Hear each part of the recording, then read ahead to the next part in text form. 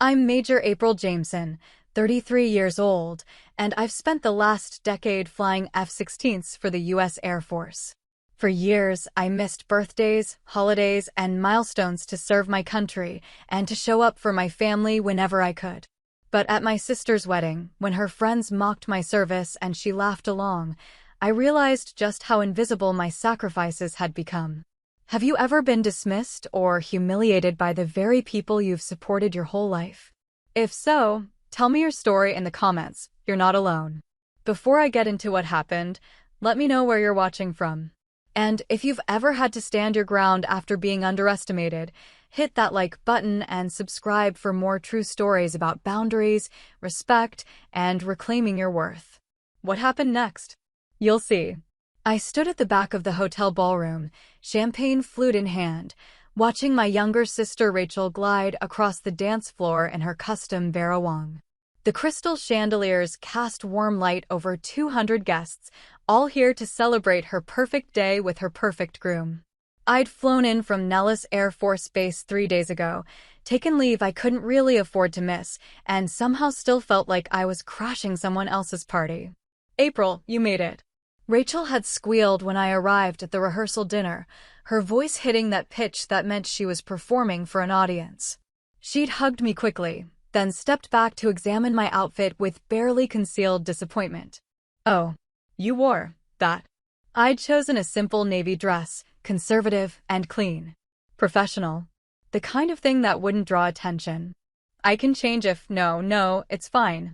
She'd already turned to greet someone more important. Just, tomorrow, maybe something with color? And definitely not your uniform. We want everyone relaxed and happy, not all formal and military. I'd nodded, smiled, let it go. This was her weekend, her moment.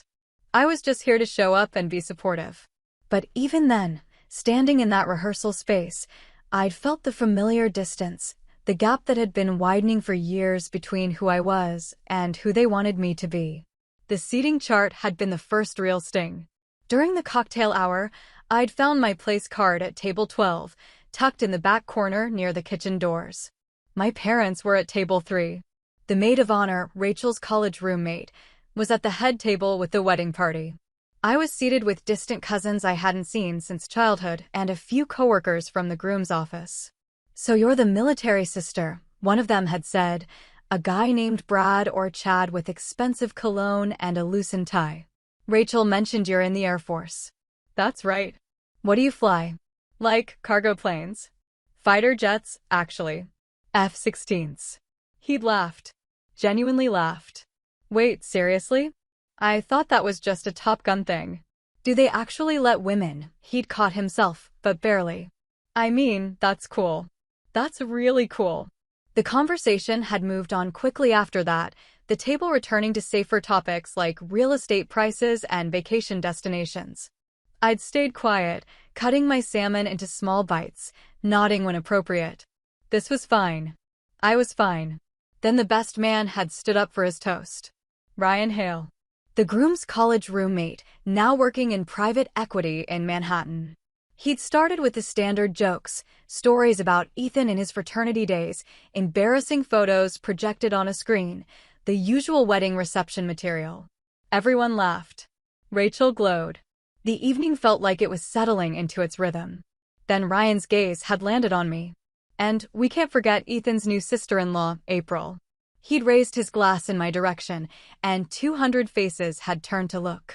April's in the Air Force, which is just incredible. Really serving our country out there. Polite applause. I'd nodded, tried to smile naturally. Although, Ryan had continued, his grin widening, "I gotta ask, so you were in the Air Force?" He'd emphasized it like past tense, like a phase I'd outgrown. "What did you do? File paperwork? Coordinate supply chains?" "Because Ethan was telling me you're a major, and I looked it up, that's what, middle management." More laughter from his side of the room. "I'm just saying, real pilots fly for Delta, right? They get the big jets, the international routes, the hotel points." The laughter had gotten louder. Someone near the front had shouted, "And the better pay." I'd felt my mother's eyes on me from across the room, that pleading look that said, "Please don't make this awkward, just laugh it off." My father had suddenly become very interested in his water glass. Ryan hadn't been done. No, but seriously, April, were you ever in combat? Or was it more of a desk job situation? Because I feel like people hear military and think it's all Call of Duty action scenes, but most of it's just bureaucracy, right? Lots of paperwork and meetings about paperwork. Ryan, come on, someone had murmured, but half-heartedly. The best man had shrugged, still grinning. I'm just curious. It's cool either way. Thank you for your service and all that. He'd turned back to the crowd. But anyway, let's talk about what really matters, Ethan and Rachel. The toast had continued. The room had moved on. But I'd stayed frozen in my seat, my champagne untouched, feeling every eye that had lingered a second too long, every smile that hadn't quite been sympathetic. Lieutenant Paperwork. That's what he'd called me. And my sister, my own sister, had looked straight ahead at the head table, laughing at whatever the maid of honor whispered in her ear. I'd excused myself quietly, weaving through tables toward the bar at the far end of the ballroom. The bartender had been kind, professional, asking if I wanted something stronger than champagne. I'd shaken my head. I just needed space. Air. A moment away from the noise and the laughter that still echoed in my ears. Glenlivet, neat. A voice beside me had said deep, measured, the kind of voice used to being heard without being raised. I'd glanced over. An older man, late 60s maybe, stood beside me at the bar. His posture was unmistakable even in a tuxedo, shoulders back, chin level, hands relaxed but purposeful. He'd carried himself with the kind of presence that didn't announce itself but couldn't be ignored. He'd noticed me looking and offered a polite nod. Thomas Mitchell. Father of the groom. April Jameson. Sister of the bride. He'd accepted his scotch from the bartender, then paused, his eyes dropping to my wrist where my bracelet had shifted, revealing the edge of ink dark blue against my skin. His expression had changed. Subtle, but definite. His glass had stopped halfway to his lips. Ma'am, he'd said quietly, his tone shifting into something I recognized immediately. May I ask about your tattoo? I'd pulled my sleeve back slightly, showing him the full design, a stylized phantom silhouette with wings spread over compass points and coordinates. Small, precise, meaningful. The kind of ink you earned, not bought. His eyes had widened. Just barely. Phantom one. It wasn't a question. The ballroom noise had seemed to fade, the DJ, the laughter, the clinking glasses, all of it receding into background static as he'd set his glass down on the bar with careful deliberation. Your Phantom one, he'd repeated, and this time there was something else in his voice. Recognition. Respect. Maybe even disbelief. I'd nodded once. He'd straightened fully then, his jaw tight. Then he'd turned, his voice cutting through the reception chatter with startling clarity. Ryan. The best man had looked up from the head table, mid-laugh at something someone said. Come here. Now. The room had gone quiet. Not all at once, but in waves, tables nearest the bar first, then spreading outward as people registered the tone in Thomas Mitchell's voice. The DJ had faded the music. Rachel's smile had frozen. Ryan had approached slowly, confused, still holding his drink. Sir? Everything okay? Thomas Mitchell had looked at him with the kind of expression that could strip paint. You're going to apologize to Major Jameson. Right now. What? I was just joking around, I didn't mean now. And everyone had gone completely silent. I grew up in Marion, Indiana, a town small enough that everyone knew your family history and big enough to have one good high school and two competing pizza places. My father, Michael Jameson, ran an auto repair shop on the edge of town, the kind of business that survived on loyal customers and honest work. My mother, Diane, kept the books and managed the house with the same quiet efficiency she brought to everything. Rachel was born 3 years after me, in the spring when the tornadoes usually came through. She was easier than I'd been, according to family legend, slept through the night early, smiled at strangers, charmed everyone she met. I'd been the serious one, the one who asked too many questions and spent too much time in my own head. By the time I was 15, I knew I wanted out. Not out of Marion specifically, but out of the script that seemed to be written for girls like me, graduate high school, maybe go to Ball State or IU, come back, marry someone local, settle down. There was nothing wrong with that path. It just wasn't mine. I'd found the Air Force Academy brochure in the guidance counselor's office during junior year. The cover showed cadets in formation against a backdrop of mountains, all sharp lines and purpose. I'd taken it home, read it cover to cover 3 times, then told my parents at dinner. The Air Force, my father had said, setting down his fork. Like the military. The academy. In Colorado Springs. Full scholarship if I get in. My mother had glanced at my father, then back at me. Honey, that's very ambitious. But don't you think something closer to home, I want to fly? The words had come out more forcefully than I'd intended. Rachel, 12 years old and in the middle of her middle school social drama phase, had rolled her eyes. You can't just decide to be a pilot, she'd said. That's not how it works. It is if you're good enough. I'd applied that fall. Studied every night, ran every morning, did everything the application required and more. When the acceptance letter came in March of my senior year, my parents had thrown a small party, sheet cake from Marsh Supermarket, a few neighbors stopping by, everyone saying congratulations while looking vaguely worried. For years is a long time, my mother had said, hugging me in the kitchen while the guests mingled in the living room. You'll miss so much here. I know. Rachel's going to need you. High school's hard. She'll be fine, Mom. And she had been. Better than fine. Rachel had flourished in high school, homecoming court, student council, a steady boyfriend who played baseball and planned to take over his father's insurance business. She'd been good at being seen, at being liked. I'd been good at being gone. The academy had been everything I'd hoped for and harder than I'd imagined. Reveille at 05:30, classes until 1500, training and drills and inspections until lights out. I'd loved it. The structure, the purpose, the absolute clarity of expectations. You did the work or you didn't. You met the standard or you washed out. No ambiguity, no politics, no one asking if you were sure this was what you really wanted. I'd earned my wings at 23, commissioned as a second lieutenant. My parents had flown out for the ceremony, along with Rachel, who'd just finished her sophomore year at Indiana University. She'd taken pictures of the mountains, posted them on Facebook with captions about supporting my big sis, and spent most of the weekend complaining about the altitude. I don't know how you breathe here, she'd said. Everything's so far away. That was the point, I'd wanted to say. But I just smiled and bought her coffee and promised to visit home more often, even though we both knew I wouldn't.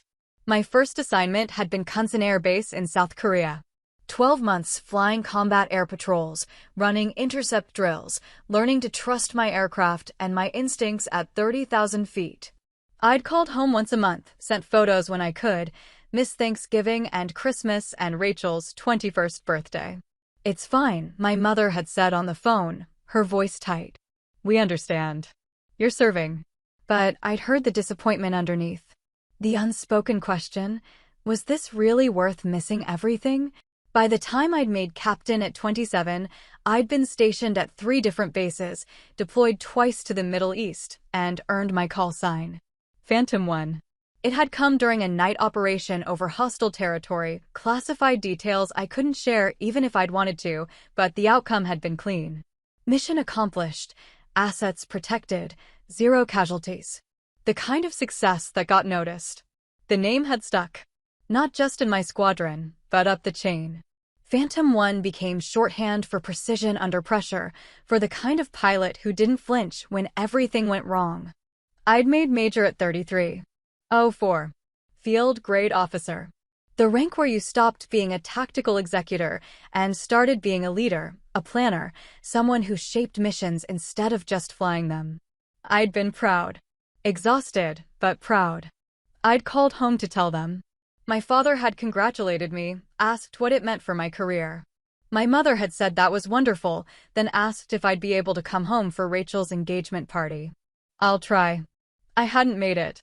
Emergency training exercise, all leave canceled. I'd sent a gift instead, a nice set of kitchen knives, expensive and practical. Rachel had texted a thank you that felt perfunctory. The distance had grown wider over the years, measured in missed birthdays and unanswered calls and visits that never quite happened.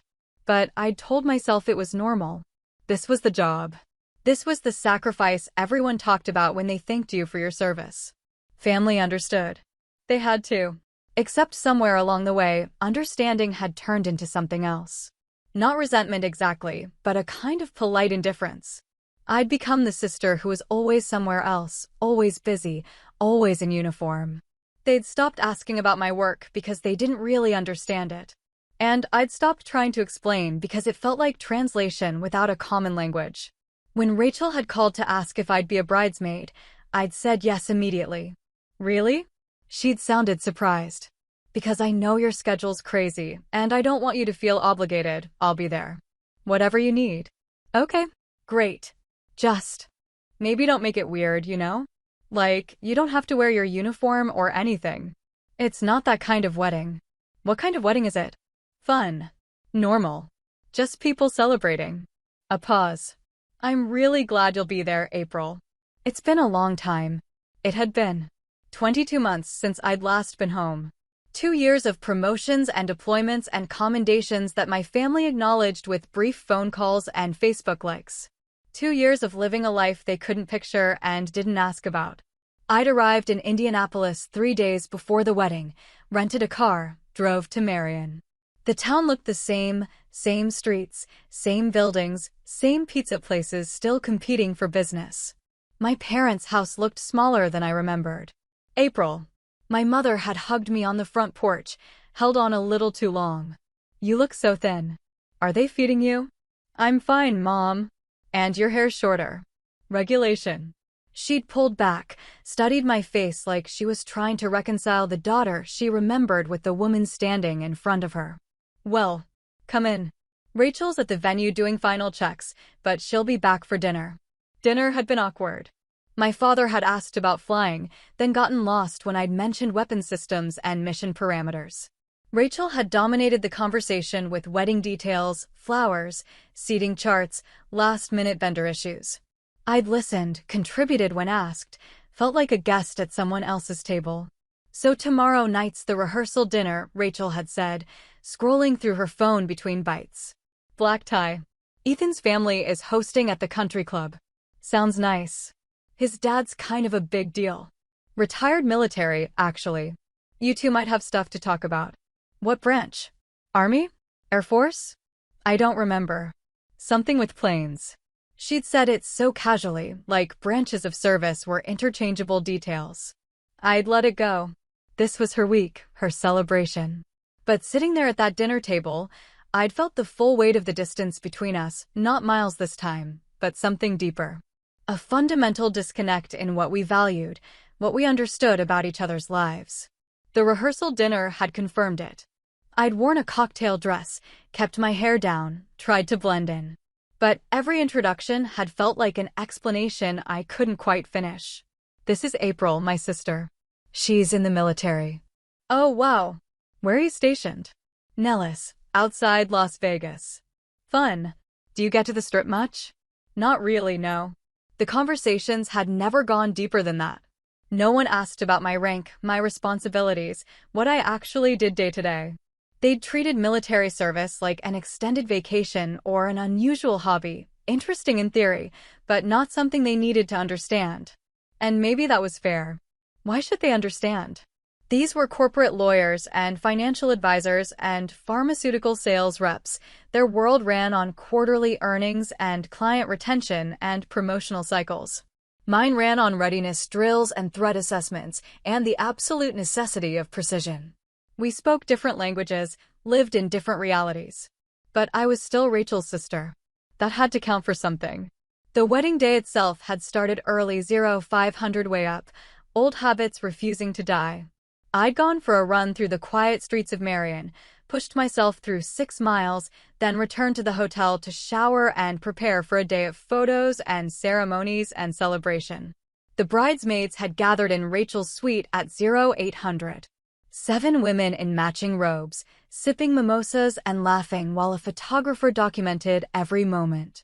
I'd stood at the edge of the group, smiled when directed, held flowers and champagne flutes and whatever props the photographer wanted. "April, can you stand next to Rachel?" the photographer had asked. "Let's get a sister shot." Rachel had turned to me, her makeup already perfect, her smile bright and practiced. God, I'm so nervous. Is that weird? It's normal. Were you nervous? At your wedding. I'm not married. Her eyes had widened slightly. Oh, right. Sorry, I thought. Never mind. She'd squeezed my hand quickly, then turned back to the mirror. Can someone fix my veil? It's sitting weird. The moment had passed. Another reminder that they'd stopped tracking my life somewhere along the way, stopped updating their mental picture of who I was and what I wanted. In their minds, I was perpetually on the verge of settling down, getting normal, joining them in the world of marriages and mortgages and minivans.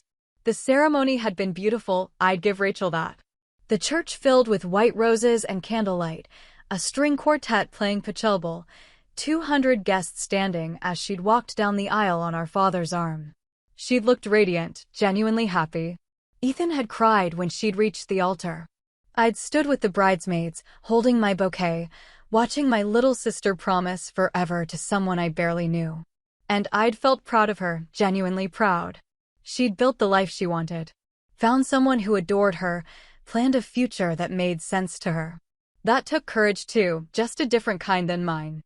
But during the reception, that pride had curdled into something harder to name. The seating chart. The dismissive comments. The laughter at my expense. And underneath it all, the realization that had been building for hours, days, maybe years. They didn't see me. Not really. They saw a uniform, a rank, a commitment they couldn't understand and didn't particularly respect. When Ryan had stood up to give his toast, I'd thought maybe he'd keep it light. Standard best man material, embarrassing stories, heartfelt wishes, a toast to the happy couple. But when his attention had turned to me, when he'd made me the punchline, I'd understood something fundamental. I wasn't being teased. I was being diminished.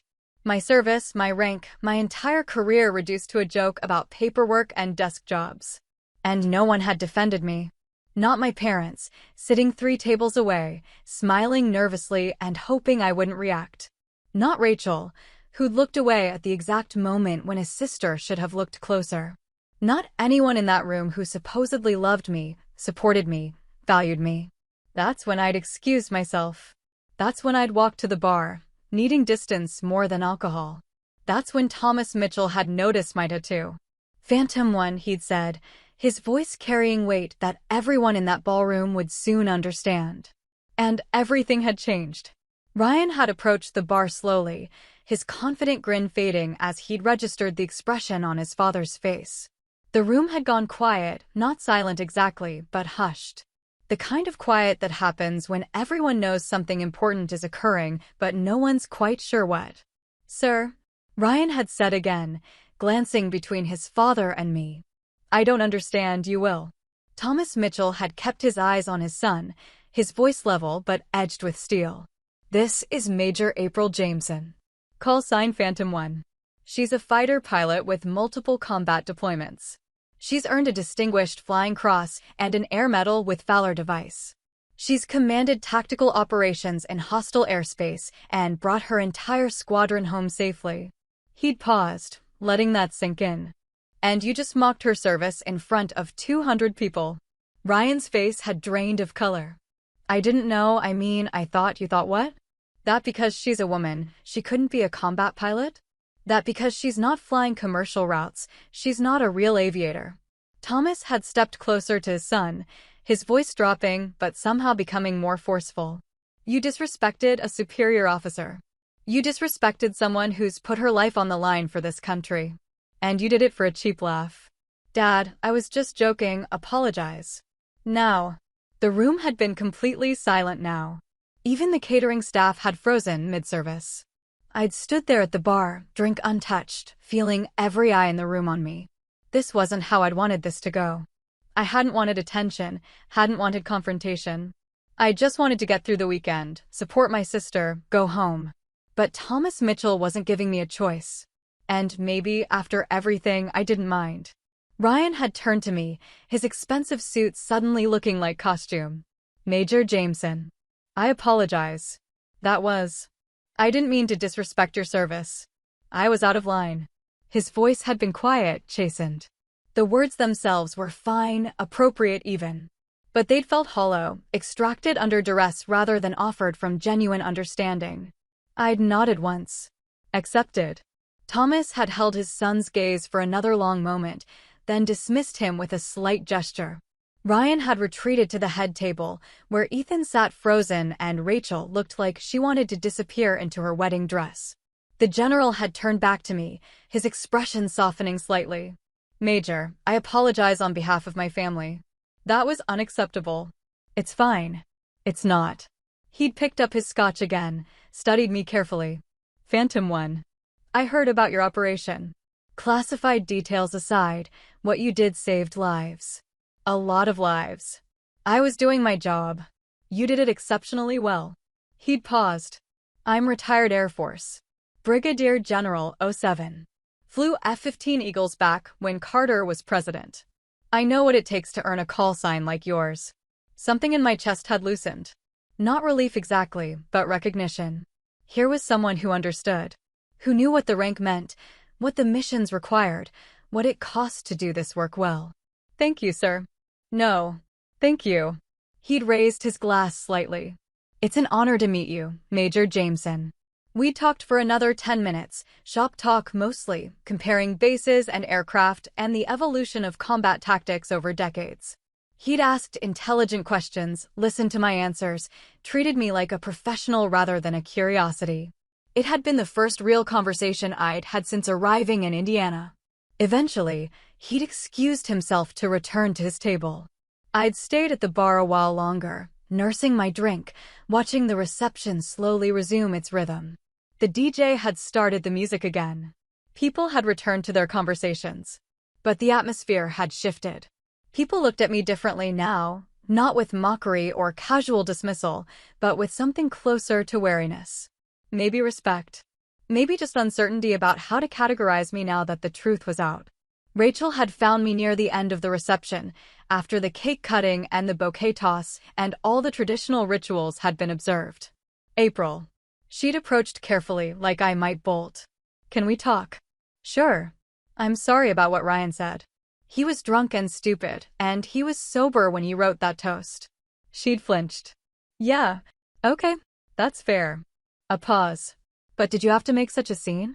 I mean, this is my wedding, and now everyone's talking about what? About the fact that your sister's not actually a punchline. That's not what I meant. What did you mean, Rachel?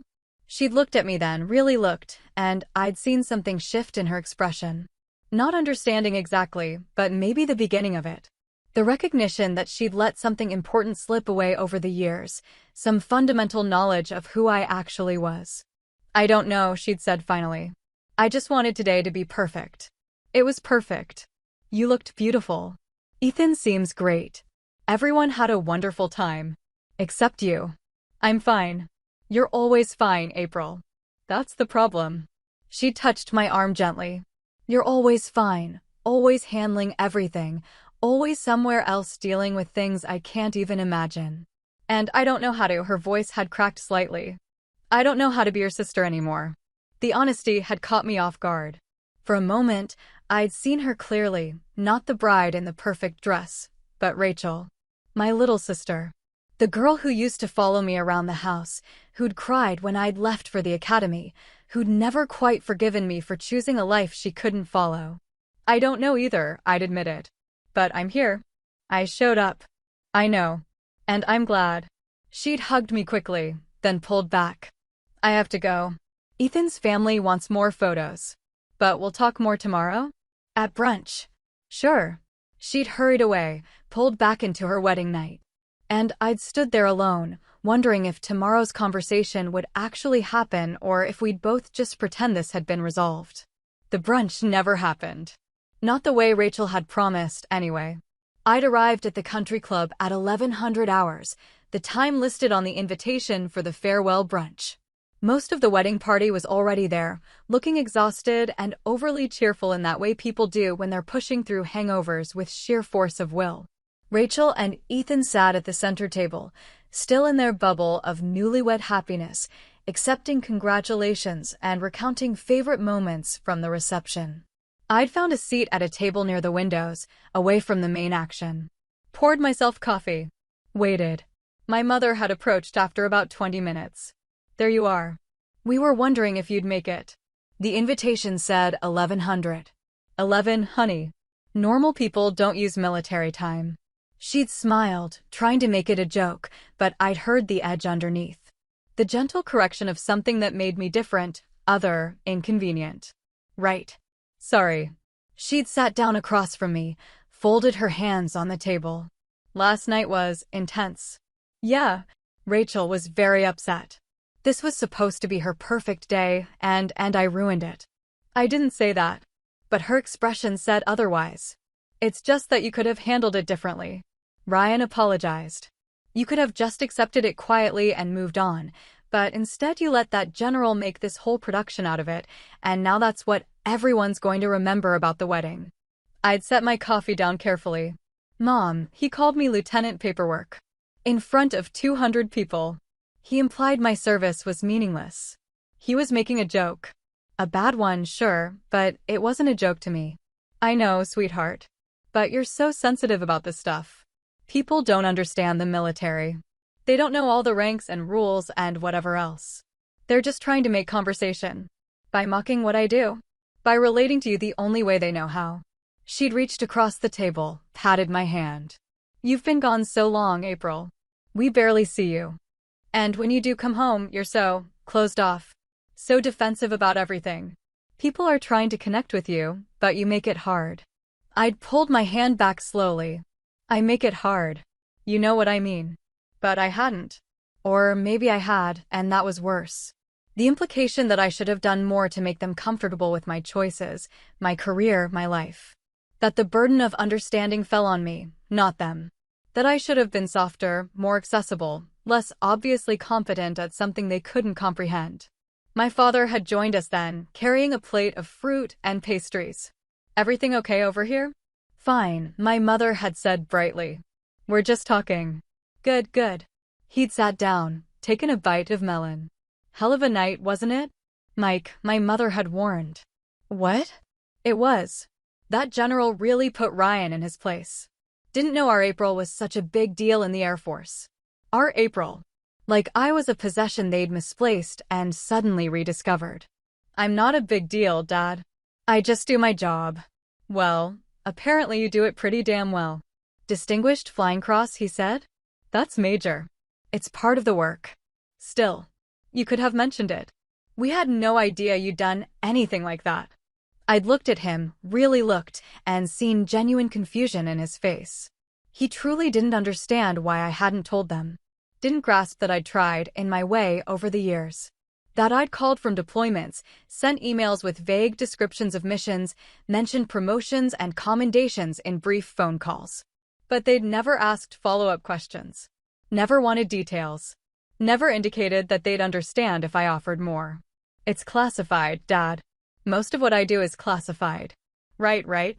Secret military stuff. He nodded like that explained everything, then changed the subject. So when do you head back to Nevada?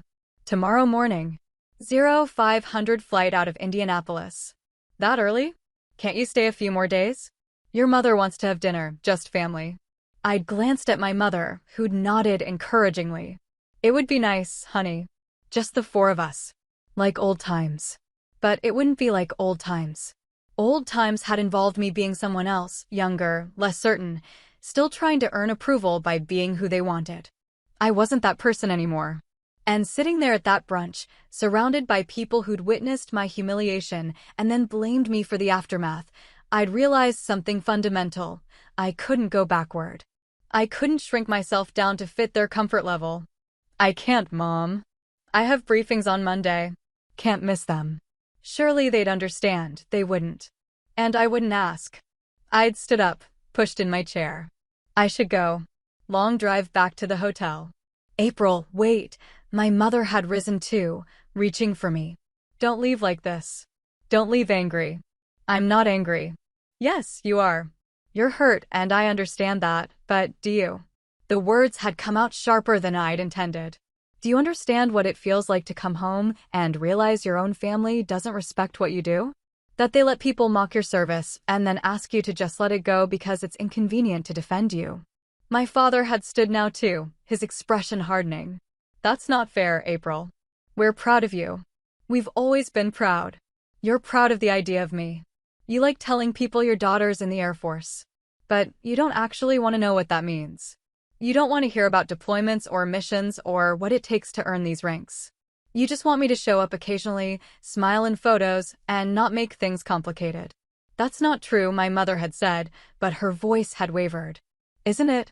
I'd looked between them, these people who'd raised me, who'd driven me to the airport when I'd left for the academy, who'd hung my commissioning photo on the living room wall. When's the last time you asked about my work? And I mean really asked, not just, how's the Air Force, but actual questions about what I do, who I fly with, what missions I've been on. They'd been silent. That's what I thought.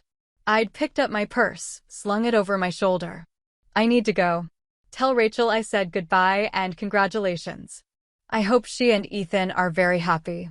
April, but I'd already been walking away, navigating between tables of people who'd watched the drama unfold with the kind of fascinated discomfort people feel when witnessing a family fracture in public. I'd kept my head up, my stride even, my expression neutral. Years of military bearing serving me well in civilian chaos. I'd made it to my rental car before the tears came. Not sobs, just silent tears tracking down my face while I'd sat in the parking lot, hands gripping the steering wheel, trying to breathe through the pain that felt both acute and ancient. This had been building for years. Maybe since the academy, maybe before. A slow erosion of understanding, of connection, of the fundamental belief that family meant unconditional support. They'd loved me. I knew that. But love without respect felt hollow. And respect without effort to understand felt meaningless. I'd driven back to the hotel, packed my bags, and called the airline to move my flight up. There was a red-eye leaving Indianapolis at 2100 hours. I'd be back at Nellis by midnight, in my own quarters, in my own world where the rules made sense and competence was currency and no one questioned whether you'd earned your place. The gate agent had been kind when I'd checked in, noticing my military ID. Traveling for duty, ma'am? Heading home. Well, thank you for your service. I'd nodded, accepted the automatic gratitude that Americans offered service members like a verbal tick. It meant nothing and everything. Nothing because it was rote, a social script. Everything because at least it was acknowledgement, even if shallow. On the plane, I'd pulled out my tablet and opened my calendar. 3 briefings scheduled for Monday. A training exercise on Tuesday. Squadron evaluations all week. The rhythm of my life, structured and demanding and comprehensible. This was my world. These were my people. The ones who understood what the rank meant, what the call sign represented, what it cost to fly combat missions in hostile airspace. I'd thought about Rachel's words, "I don't know how to be your sister anymore." The honesty had been painful but true. We'd grown into different people, living in different worlds, speaking different languages. And maybe that was okay. Maybe not every relationship survived growth. Maybe some connections were meant to be seasonal, situational, temporary. But that didn't make it hurt less. The flight attendant had come by with drinks. I'd ordered water, declined the snack pack, closed my eyes against the cabin lights. Tomorrow I'd be back. Back to work, back to purpose, back to the place where I knew exactly who I was and what I was worth. And I'd stopped trying to prove it to people who'd never asked. Back at Nellis, everything was exactly as I'd left it. The desert heat hitting like a physical wall when I'd stepped off the plane. The dry air, the distant mountains, the constant rumble of aircraft overhead. Home, in the way that only a military base could feel like home, transient and permanent all at once. I dropped my bags in my quarters, changed into my uniform, and reported for duty at 0600 Monday morning despite not being technically required until 08. Old habits. The CO had raised an eyebrow when I'd walked into the briefing room early. "Jameson. Thought you were on leave until today. Came back early, sir. Caught a red eye. He'd studied me for a moment, reading whatever was written on my face. Family emergency? Family reality. He'd nodded, understanding without needing details. That was the thing about military life. Everyone knew about complicated family dynamics. Everyone had experienced the disconnect between civilian life and service life. It was an unspoken commonality, a shared understanding that made words unnecessary. The briefings had been routine. Threat assessments, maintenance schedules, upcoming exercises. I'd taken notes, asked relevant questions, slipped back into the professional persona that fit me better than any bridesmaid dress ever could. This was my element. Strategic thinking, tactical planning, clear hierarchies, and defined objectives. After the briefings, I'd gone to the flight line. Walked the tarmac, checked on my aircraft, talked to the crew chiefs about the maintenance cycles. The F-16 sat there, sleek and lethal, a machine I understood completely. No ambiguity in how it worked, what it required, what it could do in my hands. "Looking good, ma'am," Senior Airman Chen had said, wiping hydraulic fluid from his hands. "She's ready to fly whenever you are." "Thanks, Chen. You keeping her in fighting shape?" "Always, ma'am. She's the best bird on the line." I'd run my hand along the fuselage, feeling the slight warmth from the sun-heated metal. This machine had carried me through combat zones, through training exercises, through countless hours of flying that had shaped who I'd become. It didn't care about wedding receptions or family dynamics or whether I fit someone's expectation of normal. It just responded to inputs, precise, predictable, reliable. The week had passed in familiar rhythms. Morning briefings, flight schedules, evaluations, paperwork. I'd flown twice, once for a training exercise and once for a proficiency check. Both times, climbing into that cockpit, sealing myself into that cramped space surrounded by instruments and controls, I'd felt a sense of rightness that I never felt anywhere else. At 30,000 feet, the world simplified. Physics and training and instinct. No room for emotional complexity, for hurt feelings, for wondering why the people who were supposed to know you best seemed to know you least. "Phantom 1, you're clear for weapons systems check," the range controller had said during the Thursday exercise. "Copy that." "Beginning systems check."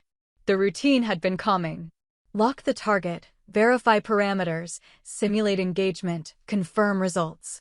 Everything by the book, everything precise. And when I'd landed, debriefed, and filed my reports, I'd felt the satisfaction of work done well. Competence recognized by people who knew what they were evaluating. Friday afternoon, I'd been called to the CO's office. Colonel Reeves had been behind his desk, reading something on his computer screen. "Close the door, Jameson." I'd obeyed, then stood at attention. "Sir." "At ease. Sit down." He'd waited until I'd taken the chair across from him. "I've been reviewing your file. Your performance evaluations, your flight records, your commendations. Everything's outstanding. Top of your cohort across the board." "Thank you, sir. I'm putting you forward for promotion to Lieutenant Colonel.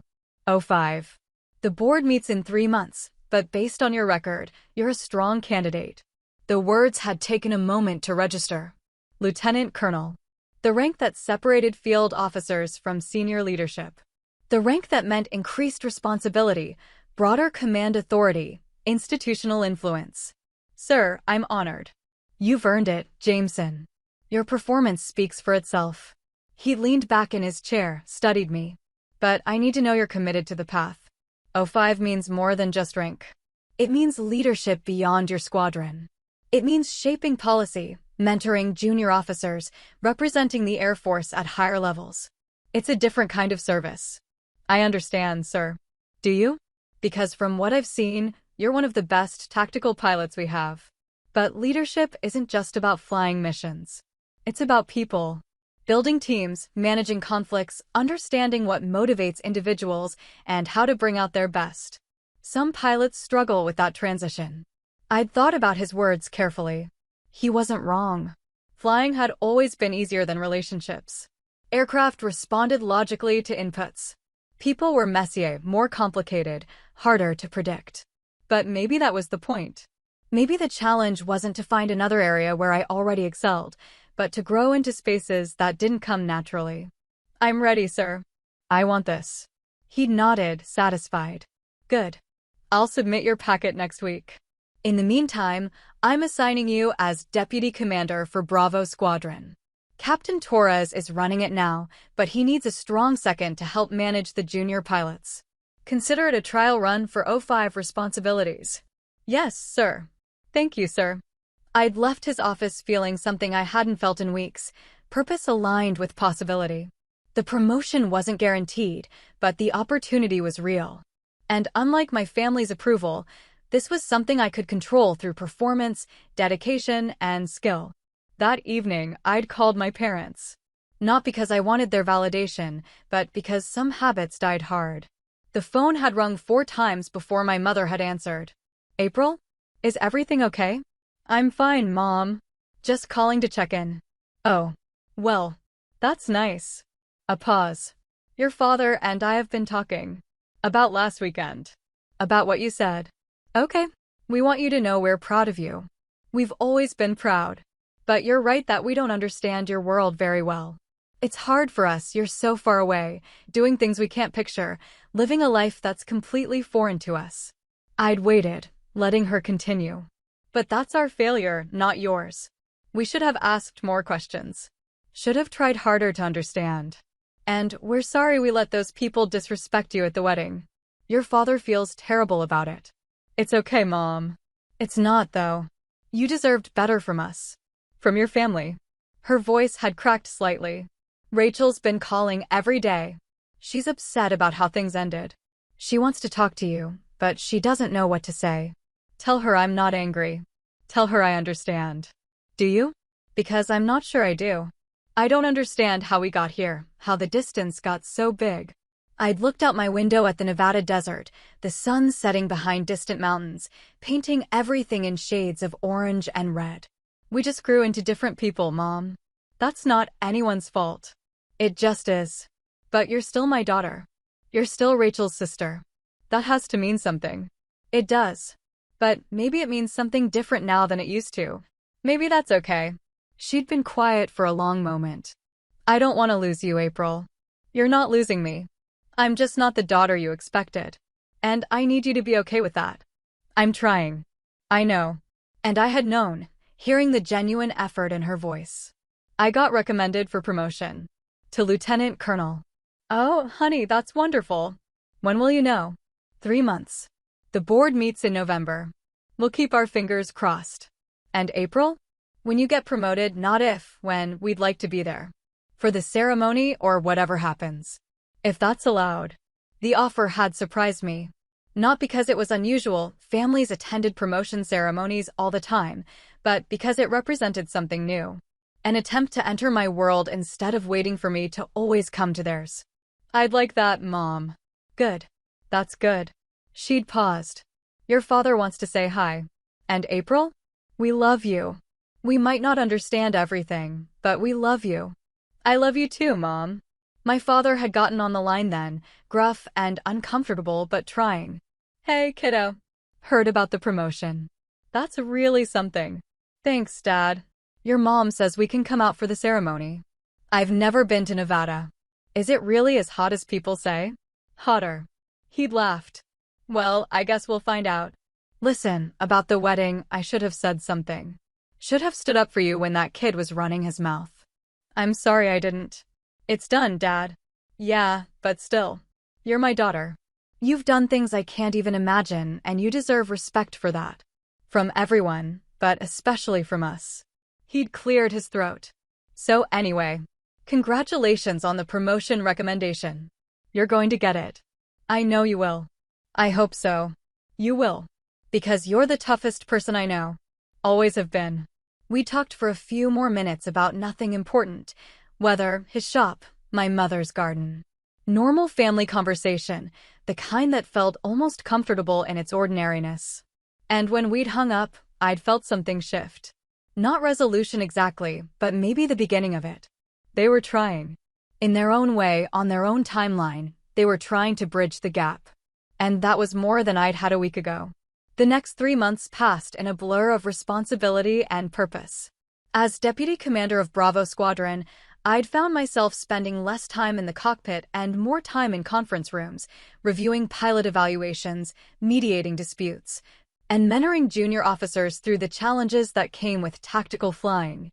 Captain Torres had been a good partner, experienced enough to command respect, but humble enough to welcome input. We developed a rhythm quickly, dividing responsibilities based on strengths. He handled the administrative complexities, the paperwork and protocols. I focused on the human element, the one-on-one conversations with pilots who were struggling or excelling or somewhere in between. "You're good at this," Torres had said one afternoon in October, after I'd spent an hour talking a young first lieutenant through a crisis of confidence following a failed training exercise. "Better than you probably think you are." "I'm just doing the job." "No, you're doing more than that. You're actually listening to these kids, understanding what they need to hear. That's not something you can teach." I'd shrugged, uncomfortable with the compliment. Leadership had always felt like my weak spot, the area where I was competent, but not exceptional. Flying came naturally. Command required conscious effort. But maybe that was the point. Maybe the things we had to work for were the things that mattered most in the end. The promotion board had met in early November. I'd submitted my packet weeks before: service record, evaluations, letters of recommendation, a personal statement outlining my vision for continued service. Then I'd waited, because waiting was all you could do once the bureaucracy took over. Colonel Reeves had called me into his office on a Tuesday morning. The results came through last night. I'd stood at attention, heart pounding despite my best efforts at composure. "Yes, sir. Congratulations, Lieutenant Colonel Jameson. You made the cut. Promotion effective 1st of December. The relief had been physical, a release of tension I hadn't fully realized I'd been carrying. "Thank you, sir. You earned it." The board was unanimous in their recommendation. That doesn't happen often. He'd stood, extended his hand. "Well done, Phantom One. The Air Force is better with officers like you wearing the rank." I'd shaken his hand, allowed myself a moment of genuine pride. This was mine, earned through years of work, through competence and dedication, and the willingness to push beyond comfort zones. No one could diminish this or reduce it to a punchline. I'd called my parents that evening. My mother had cried. My father had said I knew it 3 times in a row.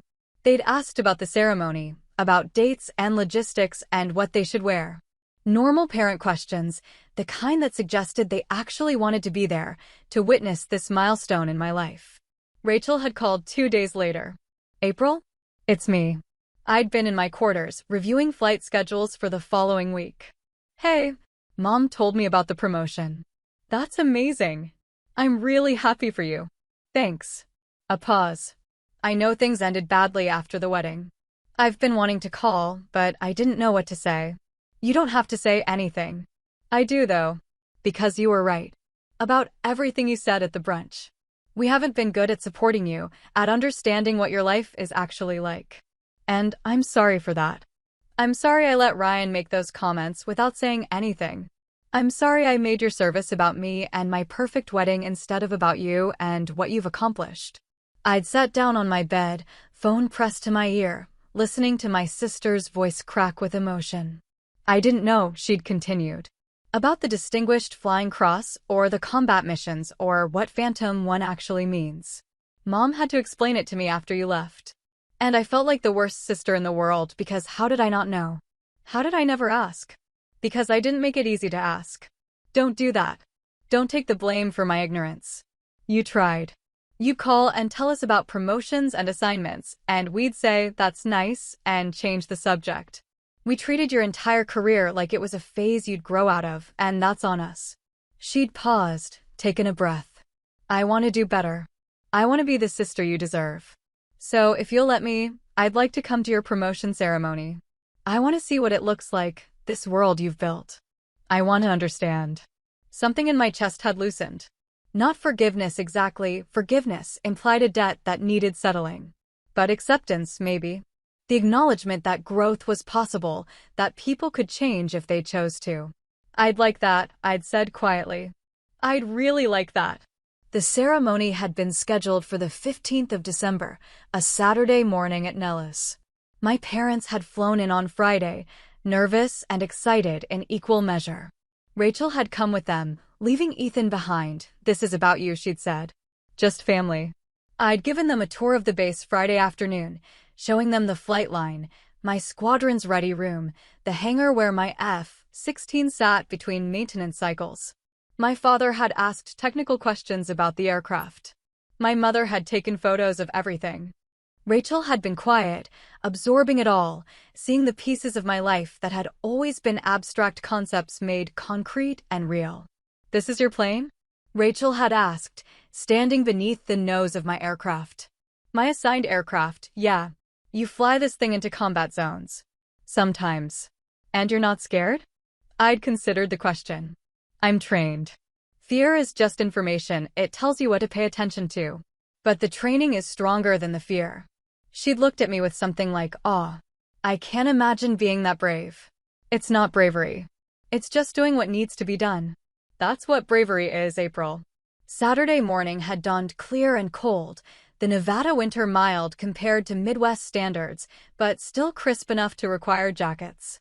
The ceremony had been held in the base auditorium, a formal military affair attended by my squadron, base leadership, and a handful of invited guests.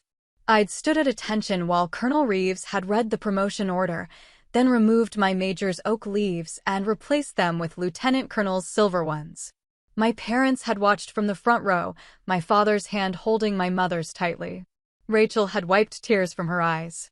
"Lieutenant Colonel April Jameson," Reeves had announced. "Call sign Phantom 1. May you continue to serve with distinction and honor." The audience had applauded. My squadron had cheered.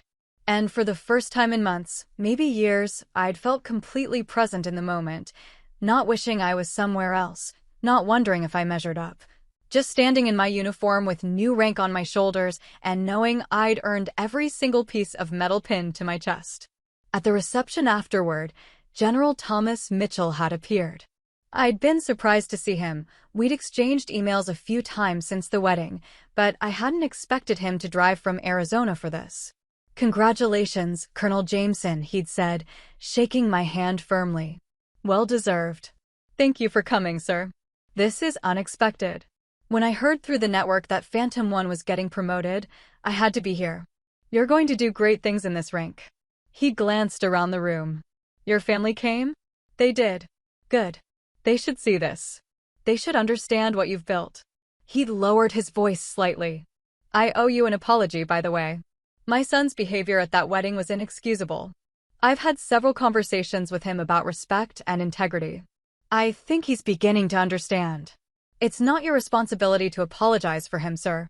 "Maybe not. But I wanted you to know that what happened that night, what he said, was the beginning of an important lesson for him. And for others who witnessed it. Sometimes people need to see real excellence before they recognize their own ignorance." My parents had approached then, my mother beaming. "General Mitchell." What a surprise. He'd smiled warmly, shaking their hands. "Mr. and Mrs. Jameson, your daughter is exceptional. The Air Force is lucky to have her." My father had straightened with visible pride. "We're learning that. Better late than never." "It's never too late to recognize what matters," the general had said. Then, to me, "Colonel, I hope you'll keep in touch. Officers like you are the future of the service." He'd left after a few more pleasantries, but his presence had meant something.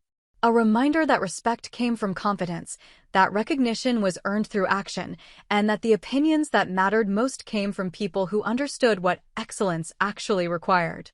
Rachel had found me near the end of the reception, standing by the windows overlooking the flight line. "This is your life," she'd said quietly. "This place, these people, this work. This is who you are." "Yes. I get it now. Why you chose this. Why you stayed even when it meant missing things at home. This is where you belong." I'd looked at my sister, really looked, and seen understanding where there'd once been resentment. "I'm still your sister, though. That doesn't change." "I know. But I think I need to be a better sister to you. The kind who knows what your rank means, who understands what you do when you're deployed, who asks real questions instead of pretending your life is too complicated to understand." She'd paused. "Will you teach me? About the military, about your work? I want to know." "I'd like that." She'd hugged me then, held on longer than usual. And when she'd pulled back, her eyes had been bright with tears. "I'm really proud of you, April. I should have said that a long time ago, but I'm saying it now. I'm so incredibly proud of who you've become." The words had settled something in me, not validation exactly, but connection. The knowledge that the distance could be bridged if both sides were willing to build. 6 months later, I stood in front of 40 newly commissioned second lieutenants at the Air Force Academy, looking at faces that reminded me of my own at 22, eager, nervous, determined to prove themselves worthy of the uniform they'd just earned the right to wear. My assignment as an instructor had come through in February. Lieutenant Colonel rank brought new opportunities, new responsibilities. The Academy wanted experienced combat pilots to mentor the next generation, to share lessons learned in real operations rather than just textbook theory. I'd accepted immediately. Colorado Springs felt different from Nevada, greener, cooler, surrounded by mountains that made Nellis's desert peaks seem small by comparison. The Academy itself was impressive, all sharp angles and modern architecture nestled against the Rockies. Walking those grounds as an instructor, I'd remembered my own cadet days, the exhaustion, the doubt, the moments when I'd wondered if I'd made a terrible mistake. "Good morning," I'd said to the assembled class. "I'm Lieutenant Colonel April Jameson. Call sign Phantom 1. I'll be your instructor for advanced tactical operations this semester." Hands had shot up immediately. I'd pointed to a young woman in the front row. "Ma'am, is it true you flew combat missions in Syria?" "I can't discuss specific operations, but yes, I've flown in multiple theaters, including the Middle East." Another hand. A young man this time. "What's it like? Combat flying?" I'd considered the question carefully. These weren't civilians asking out of curiosity. These were future pilots who needed honest answers. "It's methodical," I'd said finally. "All the training you're doing now, the procedures, the checklists, the emergency protocols, that's what takes over when things go wrong. You don't have time to be scared. You just fly your training and trust your aircraft and bring everyone home." "Is that how you earned your call sign?" someone from the back had asked. My call sign came from a mission where I had to trust my training more than I wanted to. We were providing close air support for ground forces that were pinned down in hostile territory. Weather was terrible, visibility near zero, but the troops needed us. I got them the support they needed and everyone made it out. The name stuck after that. I'd seen something shift in their expressions then, not just admiration, but understanding. This wasn't just a job. This was a calling that would demand everything they had and more. "The work we do matters," I'd continued. "Not because we're special or heroic, but because people's lives depend on us doing it right. Every time, no mistakes, no excuses. That's the standard. And if you're not willing to meet that standard every single day, this isn't the right path." No one had gotten up to leave. If anything, they'd leaned forward, more committed. Teaching had turned out to be surprisingly fulfilling. Not easier than flying, nothing would ever be easier than flying, but meaningful in a different way. I'd spent my career being the one executing missions, following orders, making split-second decisions in the cockpit. Now I was shaping the people who would make those decisions in 5 years, 10 years, 20. I'd worked closely with cadets who struggled, who doubted themselves, who wondered if they had what it took. I'd seen myself in so many of them, the women especially, who faced questions about whether they belonged, whether they could handle the physical demands, whether they'd be taken seriously by their peers and superiors. "Don't try to prove you're as good as the men," I'd told one particularly talented cadet named Sarah Chin during a one-on-one session. She'd been struggling with confidence despite having some of the best flight scores in her class. "Prove you're excellent. Period. Not excellent for a woman or excellent despite obstacles. Just excellent. The rest will take care of itself." But what if people don't respect, some won't? That's true. Some people will always see your gender before they see your competence. But those people's opinions don't determine your worth or your career. Your performance does. Your results do. Your ability to bring your squadron home safely does. I'd paused. I spent years trying to make people see me differently. What I should have done was focused on being undeniably good at my job. The recognition followed once I stopped chasing it. She'd nodded slowly. "Is that what happened with you?" The recognition came later. Much later. And from unexpected places. But by then, I didn't need it the same way. I knew my own worth. Word had spread quickly among the cadets that I was willing to have those conversations, the real ones about doubt and fear and what it actually took to survive in a demanding career. My office hours had filled up. Students had come with questions about everything from handling discrimination to managing deployment stress to maintaining relationships when your job required constant travel. I'd answered honestly, drawing on my own experiences without making myself the hero of every story. Sometimes the lesson was about resilience. Sometimes it was about knowing when to ask for help. Sometimes it was simply about showing up and doing the work even when you didn't feel ready. In April, Rachel had visited. She'd flown into Denver, rented a car, driven down to the Springs. I'd given her a full tour of the academy, the chapel, the training facilities, the dormitories where cadets lived in Spartan conditions designed to build character and discipline. "This is incredible," she'd said, standing at the overlook that showed the entire complex spread out below, mountains rising behind it. "You lived here for 4 years? Best and worst 4 years of my life. I can't imagine. It's so intense. It has to be. We're training people to make life and death decisions. There's no room for mediocrity." She'd turn to me, studying my face. "You love it, don't you? Teaching these kids." "I do. It's different from flying, but it matters just as much. Maybe more. I'm shaping the next generation of pilots. That's a kind of legacy." "Legacy." She'd smiled. "That's very you. Always thinking about the bigger picture." We'd had dinner that night at a restaurant downtown, just the two of us. The conversation had flowed more easily than it had in years. She'd told me about married life, about adjustments and compromises, and the surprising difficulty of merging 2 lives into one shared existence.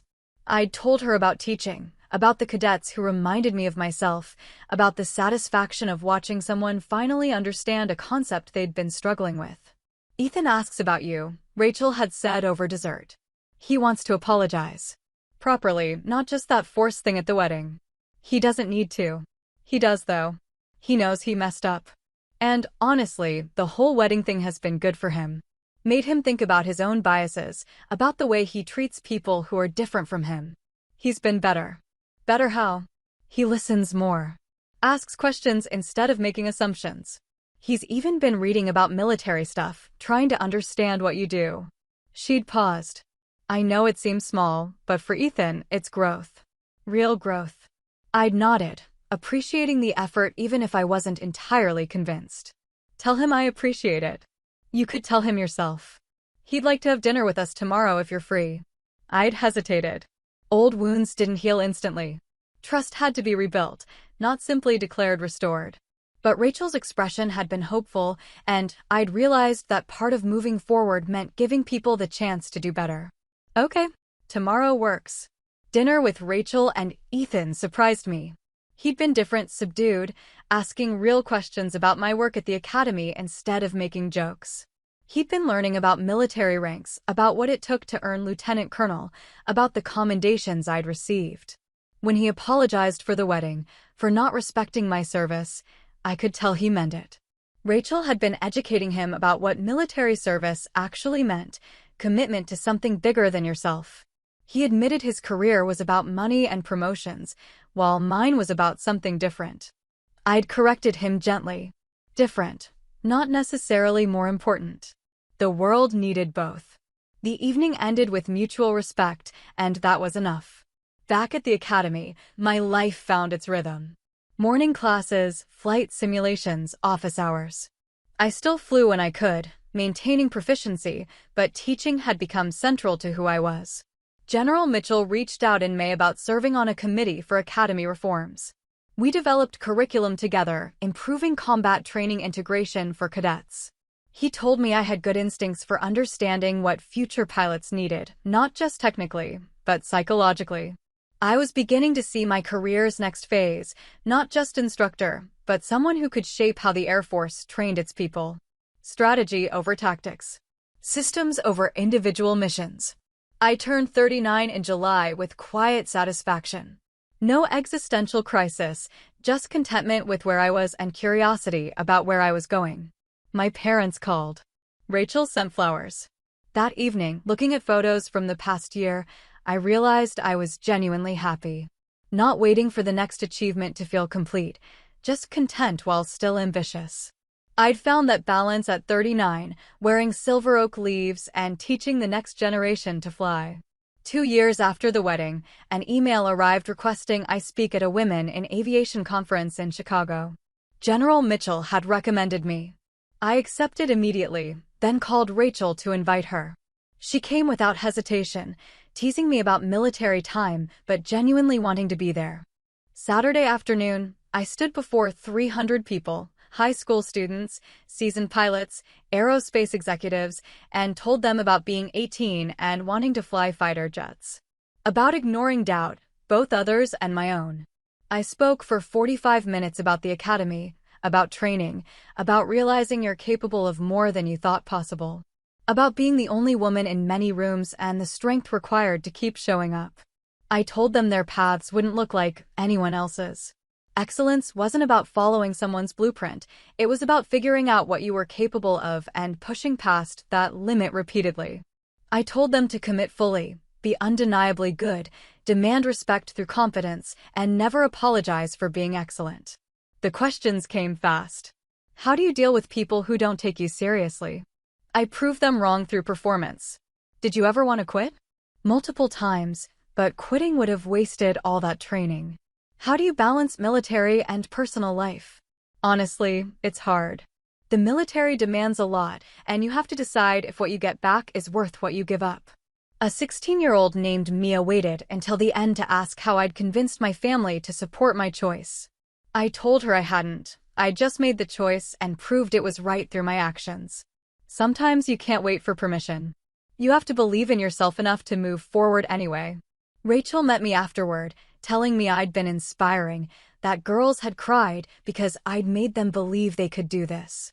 Over coffee, she asked if I regretted my choices. I told her sometimes I wondered about a different life, but I felt no regret.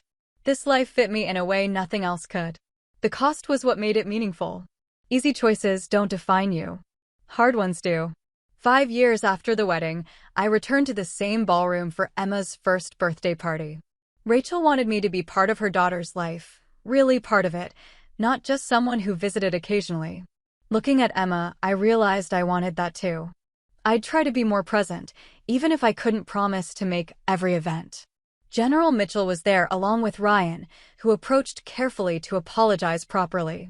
He'd spent 5 years thinking about respect and humility, reading about the military, understanding his ignorance. He even told the wedding story sometimes, as a lesson about checking his assumptions, not about my service. I told him we were good. Forgiveness lightened the load. My father pulled me aside, saying he and my mother had been wrong about so many things. They were reading my articles now, watching my interviews, trying to understand. They wanted to be part of my life in a real way, actual involvement, not just ceremonial visits. Driving back to my hotel, I reflected on 5 years of change. The wedding had been a breaking point, but time and effort had built something new.